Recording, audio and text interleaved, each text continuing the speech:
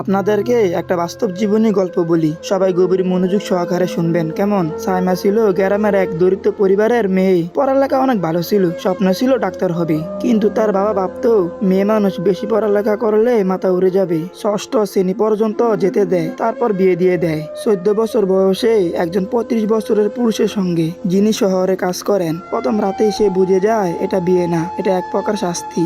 স্বামীর চর, তারপর কথা বললে গালিগালাজ, টাকা চাইলে অপমান। সংসারে শ্বশুর শাশুড়ির লোকজনও বউকে মানুষ ভাবতো না। সাইমা দিনের পর দিন নির্যাতন সহ্য করত, কারণ সে চিৎকার করলে কেউ শুনতো না। একদিন গর্ভবতী অবস্থায় তাকে গরম পানি ছুঁড়ে মারে তার স্বামী, কারণ সে ভাত একটু পুড়িয়ে ফেলেছিল। হাসপাতালে যেতে দেয়নি কেউ, পেটের বাচ্চা মারা যায়। সেই কষ্টে সাইমা 3 দিন অজ্ঞান ছিল। তারপরে একদিন চুপচাপ ভোরবেলা ঘুম থেকে উঠে একটা ব্যাগে 2টা কাপড়, একটা ওড়না আর একটা নোটবুক নিয়ে বেরিয়ে যায় শহরের দিকে। শহরে গিয়ে এনজিও অফিসে কাজ নেয়। শুরুতে ঝাড়ু দেওয়া, পরে ধীরে ধীরে সাহস পায়। আজ সে নিজেই একজন নারী সহায়তা কর্মী, নির্যাতিত মেয়েদের পাশে দাঁড়ায়। কেউ বিশ্বাস করতো না এই সাইমা একসময় নিজের সন্তান হারিয়ে জীবনটাকে গিলে ফেলতে চেয়েছিল।